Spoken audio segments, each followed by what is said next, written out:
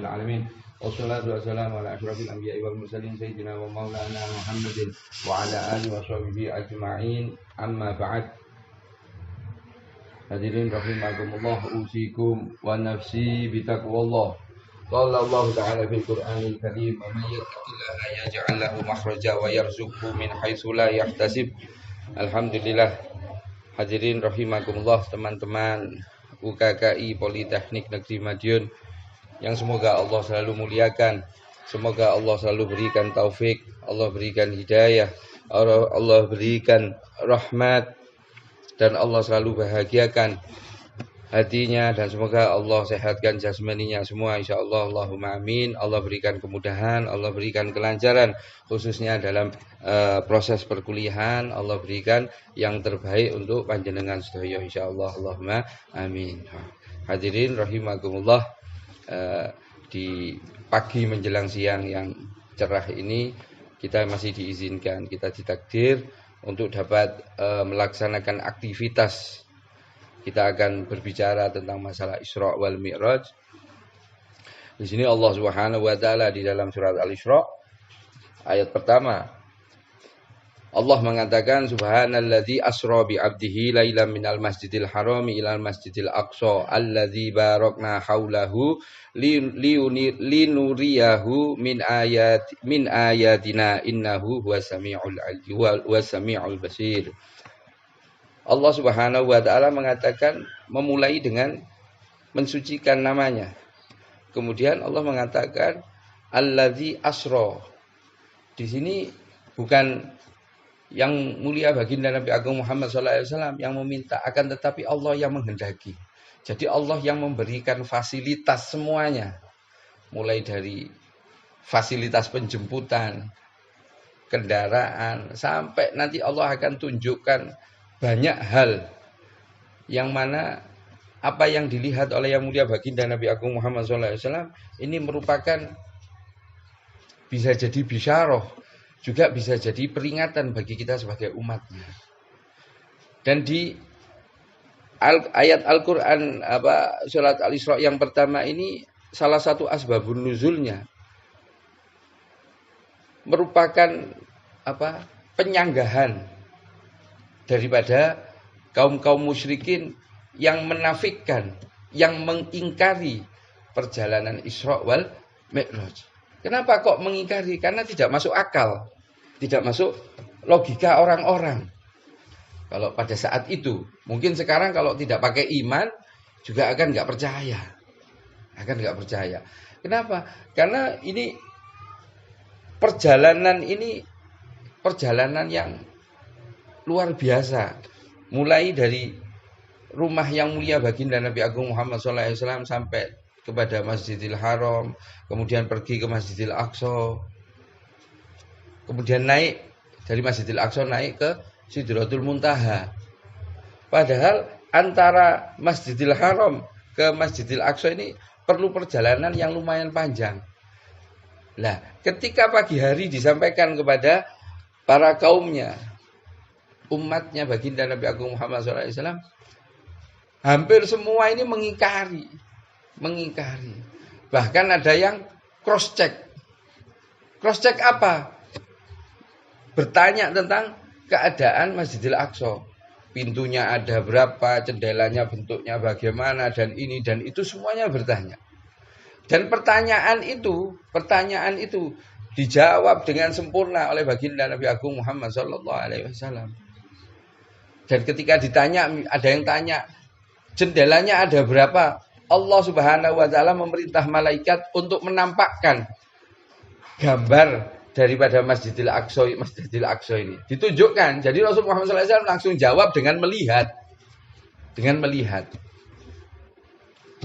Jendelanya ada sekian, pintunya ada sekian cuman.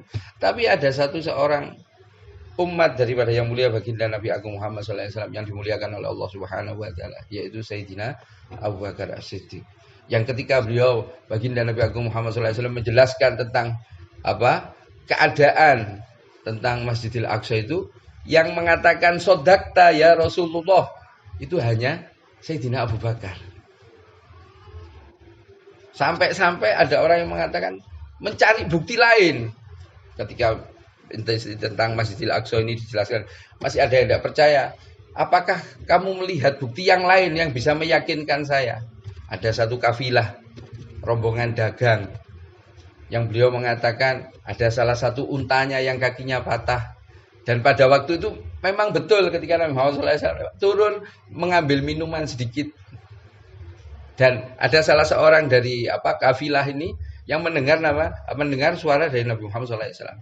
Dan beliau mengatakan nanti hari ini jam sekian itu kafilah ini akan datang.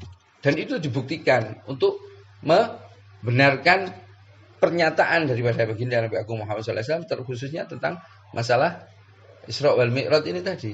Ketika hari yang ditentukan, ditunggu, semua orang-orang datang ini menyaksikan untuk melihat apakah betul. Ternyata waktu yang ditunggu-tunggu mendekati, akhirnya datang juga kafilah ini. Ada yang mengabarkan, ini kafilah dagang dari Syam sudah datang. Kemudian ditanya, apa betul ada onta kalian ini yang kakinya patah? Betul. Apakah betul ada yang mendengar suaranya Nabi Muhammad? Betul, saya yang mendengar. Tapi saya cari tidak ada. Tapi bukti-buktinya itu sudah kuat. Tapi mereka masih saja tetap ingkar. Kenapa? Karena tidak ada iman. Lebih daripada itu Allah tidak menghendaki. Na'udzubillah min dzalik. Bahaya ini. Bahaya. Makanya perjalanan Isra wal Mi'raj ini bukan pakai otak kita, tapi pakai keimanan. Keimanan. Wajib kita mengimani dan kita wajib untuk percaya. Wajib untuk percaya. Memang sulit untuk dilogika. Perjalanan waktunya sangat singkat. Sangat singkat. Bahkan ada yang mengatakan ketika Nabi Muhammad SAW balik ke tempat, ke dalam beliau, ke rumah beliau itu, tempat tidurnya ini masih hangat. Jadi cuman hanya beberapa detik mungkin. Apa mungkin perjalanan kok hitungannya detik. Allah yang punya alam kok. Kan tadi dikatakan subhanalladzi asra. Coba dilihat. Kata asra ini yang memperjalankan ini Allah Subhanahu wa taala. Bukan Nabi Muhammad yang pergi sendiri, bukan. Tadi kan dikatakan di awal Allah sudah mempersiapkan, Allah yang memperjalankan. Ada fasilitas penjemputan, malaikat Jibril, malaikat Mikail, jemput ya semua, disediakan kendaraan yang namanya buraq. Ya, buraq ini lebih kecil dari kuda, lebih besar dari keledai. Ada sayapnya yang bisa berjalan sesuai dengan kehendak Allah Subhanahu wa taala. Ini yang mengantarkan. Nah, kita sebagai generasi muda jangan pakai logika terus. Bahaya nanti. Bukan sesekali, kita berusaha untuk mendasari pemikiran kita dengan dasar iman. Dasarnya iman. Iman kepada siapa? Allah wa Rasuli. Allah dan Nabi Muhammad SAW. Karena keadaan di alam semesta ini sudah ditentukan oleh Allah Subhanahu wa taala. Dan banyak kejadian-kejadian, bahkan yang hubungannya dengan tabaruk.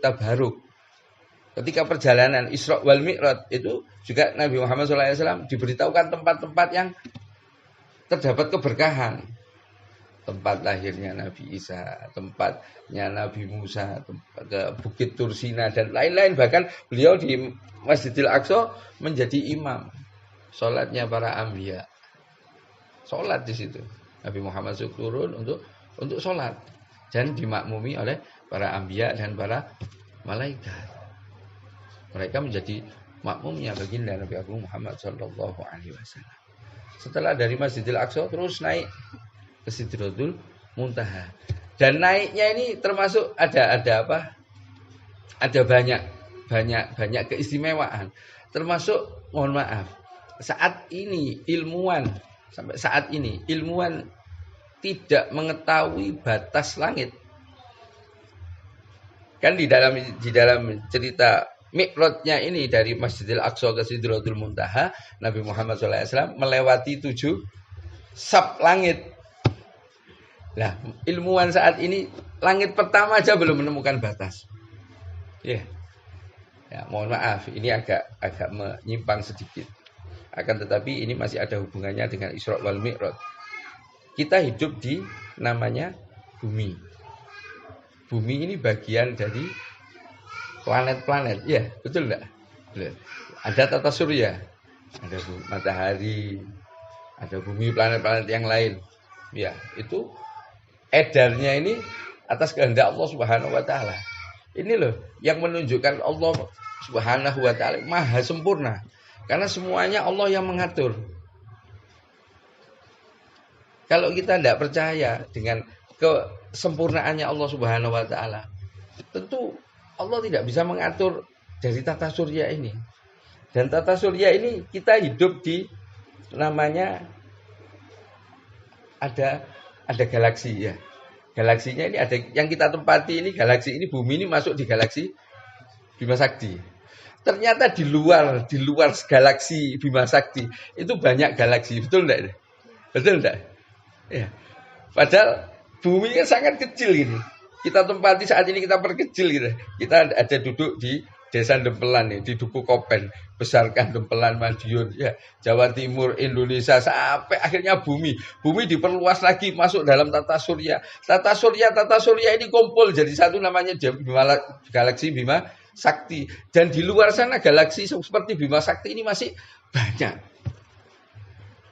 Gimana jenengan kalau mikirnya? Kalau Allah mengatakan Allah tidak sempurna, sangat sempurna. Dan Nabi Muhammad SAW ini melewati ini tadi. Galaksi ini terus, langit pertama, ketuk pintu dibuka oleh malaikat. Siapa? Malaikat Jibril. Sama siapa? Sama utusannya Allah Subhanahu wa taala, Nabi Muhammad sallallahu alaihi wasallam. Dibuka pintunya. Terus naik dan di sini bertemu para nabi. Nabi ketemu semuanya. Mereka bertempat di langit-langit ini semuanya. Sampai, mohon maaf, tidak saya bahas satu persatu. Karena waktunya tadi di awal dikatakan 15 menit toh.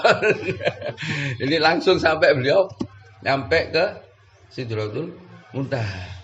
Tapi sebelum ke Sidratul Muntaha itu ada beberapa peristiwa. Termasuk Allah membuka hijab daripada Nabi Muhammad SAW. Ditampakkannya neraka, ditampakkannya surga, dan banyak peristiwa. Dan ketika ditampakkan surga ini, banyak kejadian, peristiwa-peristiwa yang terjadi di neraka ini.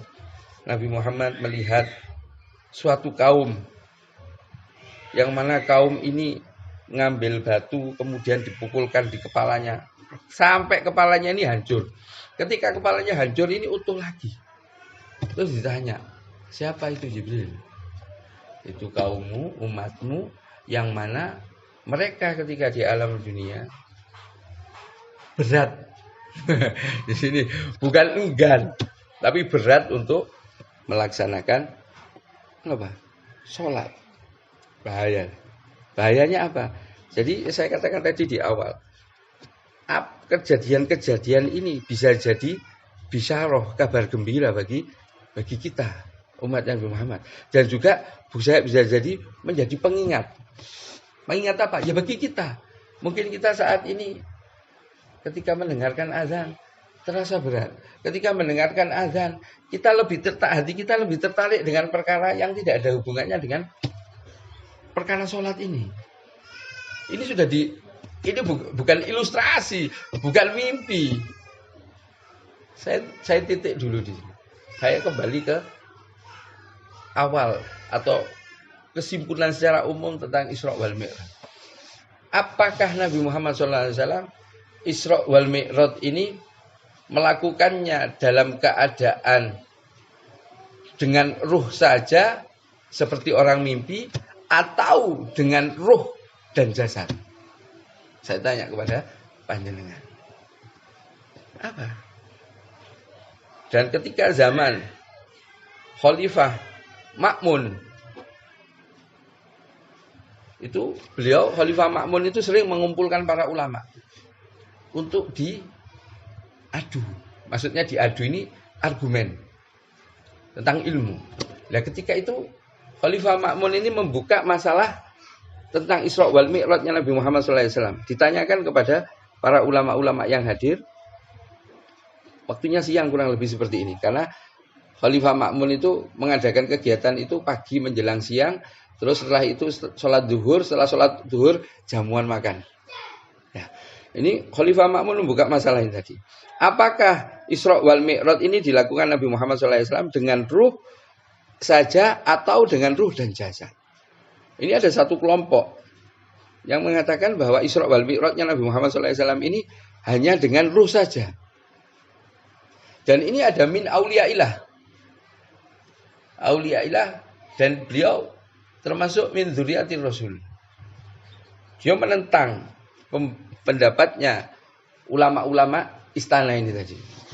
Dikatakan oleh beliau bahwa Nabi Muhammad SAW Isra wal Mi'rajnya itu dengan ruh dan jasad, termasuk dengan sandalnya. Termasuk dengan terompahnya, dengan sandalnya. Enggak lepas sandalnya ini. Sandalnya sudah sampai ke Sidratul Muntaha berjumpa dengan Allah Subhanahu wa taala. Sandal ini. Ya. Tapi ini ditentang.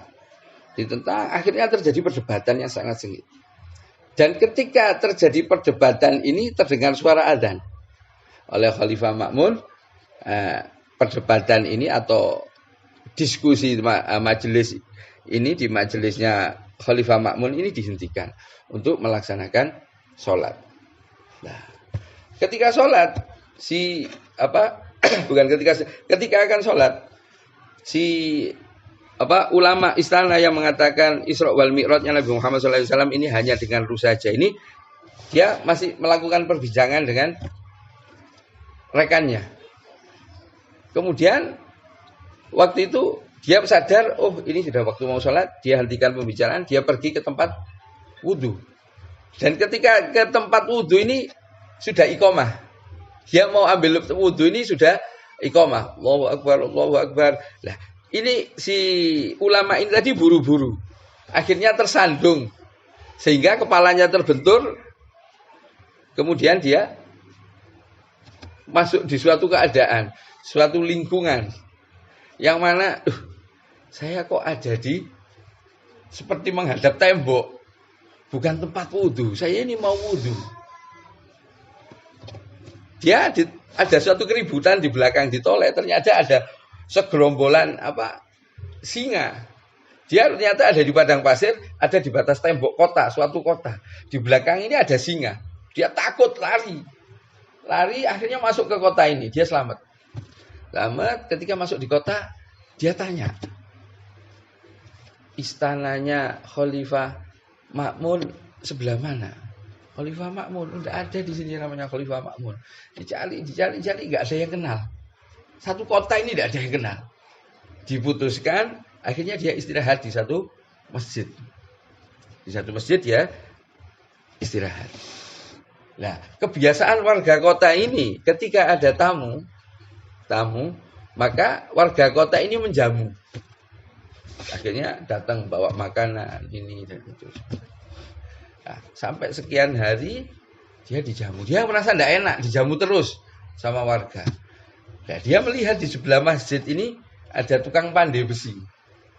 Diputuskan dia bekerja kepada tukang pandai besi ini tadi, ulama dari istana tadi. Nah, tukang pandai besi akhirnya sudah dia bekerja, dapat upah sekian tahun. Akhirnya si pandai besi ini tertarik sama si ulama ini tadi. Senang. Akhirnya singkat cerita dia dinikahkan dengan putrinya. Menikah, punya anak. Sampai 3 kalau nggak salah keterangan dikatakan. 3. Nah, suatu ketika dia sedang bekerja. Terus terdengar suara adzan. Suara adzan dia tidak langsung pergi melanjutkan pekerjaannya. Melanjutkan pekerjaan terdengar suara qomat. Dia tinggal pekerjaannya, lari ambil air wudhu. Nah, ketika ambil air wudhu, dia tersandung. Kebentur kepalanya, dia ambil air wudhu. Setelah ambil air wudhu, qomatnya selesai ini dia masuk ke jamaah. Tapi masuk ke jamaah ini sudah berada di istananya Khalifah Ma'mun. Sholat. Setelah selesai sholat, dia kembali ke ruangan. Akan melanjutkan debatnya ini tadi dengan ulama. Akan tetapi sebelum masuk ke ruangan ini tadi, sama seorang wali Allah yang min dzurriyyati Rasul ini dia dipanggil. Kemudian dia diajak di suatu ruangan, dimasukkan di suatu ruangan. Ada yang ingin ketemu. Siapa? Dipanggil. Anak dan istrinya. Paham enggak ini? Anak dan istrinya. Ini anak dan istrimu. Dia kaget. Tadi mau wudu. dia bingung. Terus ulama ini mengatakan, saya tanya sekali lagi sama kamu. Rasul Muhammad SAW Isra wal Mi'raj dengan ruh saja atau dengan ruh dan jasad? Dia jawab, saya yakin, hakul yakin.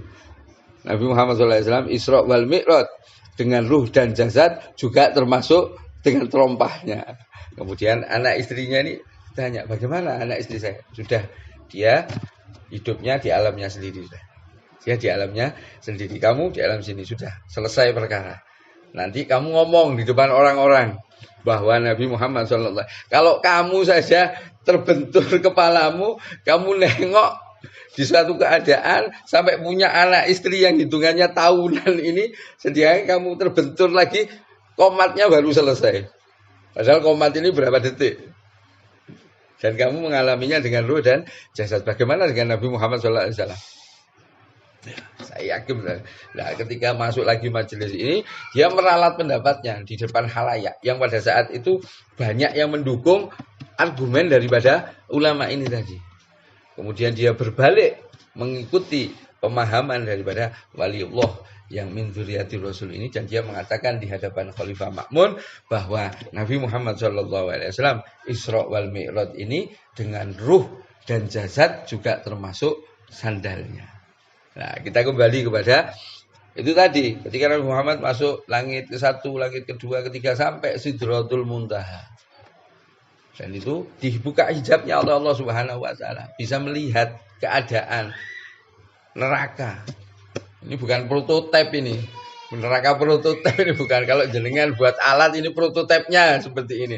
Ini bukan ini. Memang disediakan neraka dan surganya Allah Subhanahu wa taala. Yang awal saya katakan Isra wal Mi'raj itu bisa menjadi bisyarah bagi kita dan juga bisa menjadi pengingat bagi kita. Tadi dikatakan termasuk ada satu keadaan yang mana kaumnya ini, orang-orang ini ngambil gunting, kemudian lidahnya digunting. Ditanya, siapa ini? Ini bagian umatmu yang sering ngomong, yang sering ceramah, tapi dia tidak melakukan apa yang dia omongkan. Dia tidak melakukan apa yang dia ceramahkan. Bahaya ini. Betul-betul berbahaya. Ngomong enak. Tapi kalau tidak melakukan, ya na'udzubillah min dzalik. Makanya kita semua mohon kepada Allah Subhanahu wa taala, termasuk kita semuanya, dijadikan orang-orang yang amilin.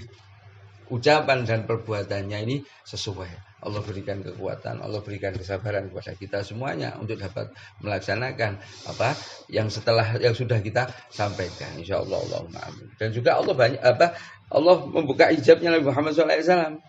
Ada orang yang perutnya ini besarnya ini serumah, dan dia bisa melihat apa yang ada di dalam perutnya ini. Juga dia ini makan sangat lahap. Makan apa? Buah-buahan yang berduri dan juga rasanya pahit. Gak karu-karuan semuanya dimakan. Ditanya, siapa ini? Ini pelaku riba. Pelaku riba. Dan masih banyak jenis-jenis daripada siksaan Allah Subhanahu wa taala yang ditampakkan kepada Nabi Muhammad SAW. Itu pengingat bagi kita semuanya, agar kita itu betul-betul berhati-hati dalam melaksanakan suatu amal, suatu perbuatan. Jangan sampai kita nanti menyesal di akhirat ketika kita meninggal daripada dunia ini, dipisahkan ruh dan jasad kita oleh Allah Subhanahu wa taala. Kita baru tersadar, loh, ini sudah masuk alam barzah. Loh, ini sudah masuk alam akhirat. Kita menyesal. Menyesal di sana tidak ada guna. Menyesalnya di dunia ini. Makanya kita selalu bermohon kepada Allah Subhanahu wa taala, Allah berikan kefahaman kepada kita semuanya dengan kefahaman yang benar tentang agamanya Allah Subhanahu wa taala. Dan juga Allah tampakkan surga. Allah tampakkan surga ketika Isra wal Mi'raj. Yang surga ini penuh dengan kenikmatan.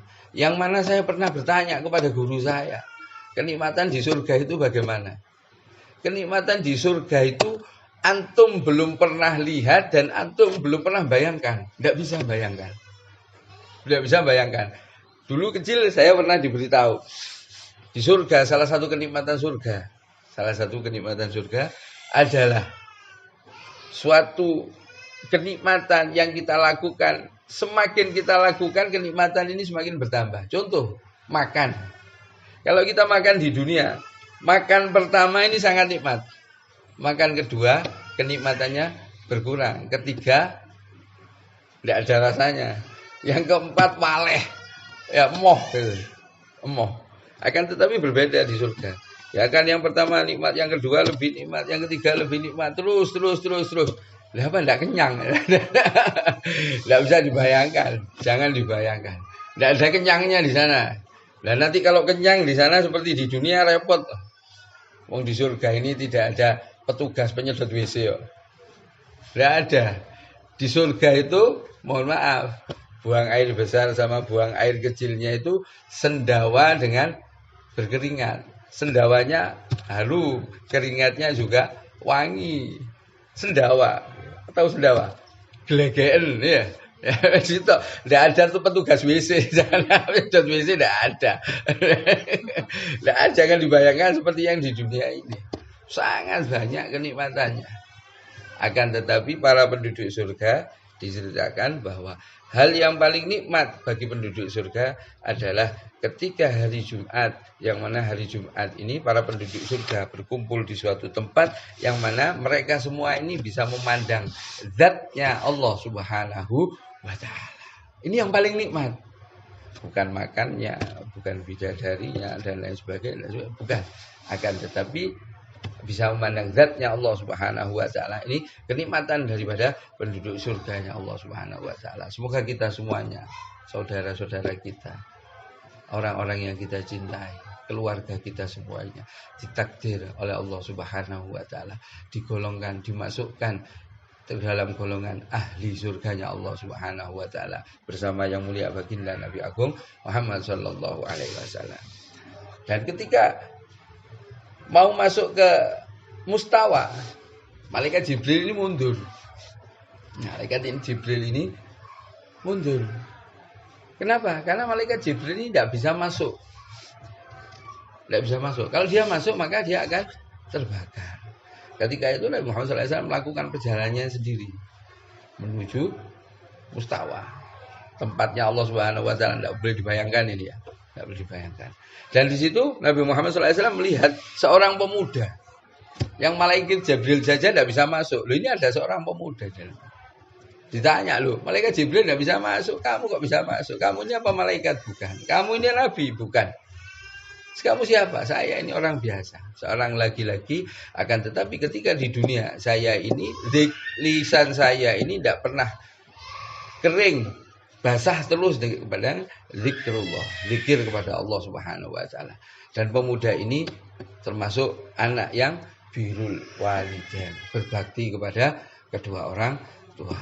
Perlu jenengan pahami semua, orang tua kita itu doanya mengungguli para walinya Allah Subhanahu wa Ta'ala. Bagi kita anaknya, orang tua kita ini mengungguli wali-wali Allah Subhanahu wa Ta'ala. Doanya mustajab. Terus jangan sampai kita menyakiti orang tua kita. Apapun, bagaimanapun, jangan camkan ini. Apapun, bagaimanapun keadaan orang tua kita ini, tetap mereka ini adalah orang tua kita. Kita punya kewajiban. Kewajiban apa? Berbakti kepada mereka. Setelah kewajiban kita kepada Allah Subhanahu wa Ta'ala, maka kewajiban kita berbakti kepada orang tua kita. Kewajiban kita sehari kepada Allah Subhanahu wa Ta'ala salat 5 kali. 5 waktu. 5 kali. Enggak 5 waktu zuhur ping 5 wis. Bukan, tapi 5 waktu. Zuhur, asar, maghrib, isya, dan subuh. Ini wajib kita lakukan, bakti kita kepada Allah Subhanahu wa Ta'ala. Terus bakti kita kepada orang tua bagaimana? Bertutur kata yang sopan, santun, lembut. Bahkan di dalam Al-Quran tidak boleh kita mengatakan tidak boleh mengatakan hus dan lain sebagainya. Tidak boleh.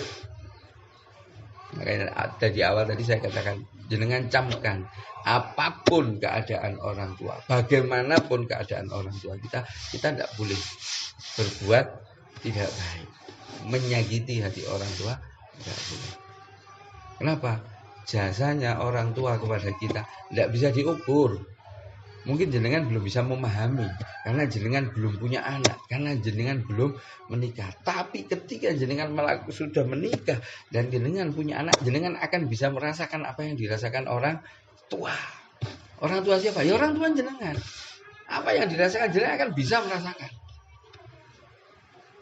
Dan kejadian masa lalu itu akan terbayang di kehidupan jenengan yang akan masa datang. Bagaimana jenengan kecil, bagaimana jenengan remaja, bagaimana jenengan ketika kuliah, bagaimana jenengan ketika dewasa, bagaimana jenengan ketika akan menikah dan lain sebagainya. Ini akan terekam betul dalam pikiran jenengan ketika jenengan punya anak. Oh, dulu saya seperti ini, anaknya seperti ini, dan terus. Makanya kita wajib, kalau jenengan pingin sukses dunia, pingin sukses akhirat, pingin rezekinya jenengan lancar, tidak ada masalah di dalam ekonomi, maka jadikan orang tua jenengan ini sebagai raja. Insya Allah rezekinya jenengan akan dijaga, akan dicukupi, akan dipelihara oleh Allah Subhanahu wa Ta'ala. Birrul walidain. Salah satu peristiwa penting di sini. Dan yang penting lagi ada ketika Nabi Muhammad SAW berjumpa dengan Allah Subhanahu wa Ta'ala sejarah 2 busur panah, yang mana Allah memerintahkan Nabi Muhammad SAW untuk melaksanakan sholat. Yang pertama 50 waktu, 50 kali di dalam satu hari. Kemudian Nabi Muhammad SAW undur diri ketika turun ke langit, ketemu Nabi Musa, ditanya, ada perintah apa? Ada perintah sholat berapa kali? 50 kali. Umatmu tidak mampu. Balik sana minta kortingan. Terus balik lagi minta kortingan, dikorting terus sampai 5 kali. Itu ketika ketemu Nabi Musa disuruh balik lagi. Suruh balik lagi minta kortingan. Kalau Rasulullah mau pasti akan dikorting, tapi Rasulullah Muhammad SAW tidak mau, sudah sungkan, tidak enak, sudah bolak-balik minta keringanan, kok tetap masih terus minta keringanan. Akhirnya singkat cerita, turunnya perintah sholat yang diberikan langsung oleh Allah Subhanahu wa Ta'ala kepada junjungan kita baginda Nabi Agung Muhammad Sallallahu Alaihi Wasallam. Satu hal sebelum saya akhiri, yang mana ini lebih dari 15 menit, mungkin setengah jam, ya, apa? Sholat kita itu merupakan amal yang pertama nanti yang akan dihisab, yang akan dilihat, yang akan dinilai oleh Allah Subhanahu wa Ta'ala. Kalau sholat kita baik, sesuai standar, sesuai kriteria yang sampaikan Allah Subhanahu wa Ta'ala melalui lisan yang mulia baginda Nabi Agung Muhammad SAW, maka amal-amal yang lain akan dianggap baik oleh Allah Subhanahu wa Ta'ala. Makanya dalam perkara sholat ini jangan main-main. Sholat ini perkara penting. Pelajari betul tentang perkara sholat, sehingga nanti jangan sampai ketika kita di hadapan Allah Subhanahu wa Ta'ala, sholat kita ini dikembalikan kepada kita seperti gombal. Tahu gombal? Gombal amoh ini dilemparkan ini di muka kita. Jangan sampai. Bagaimana? Yang pertama kita berusaha mencontoh sholatnya Nabi Muhammad SAW. Yang kedua, laksanakan sholat secara berjamaah.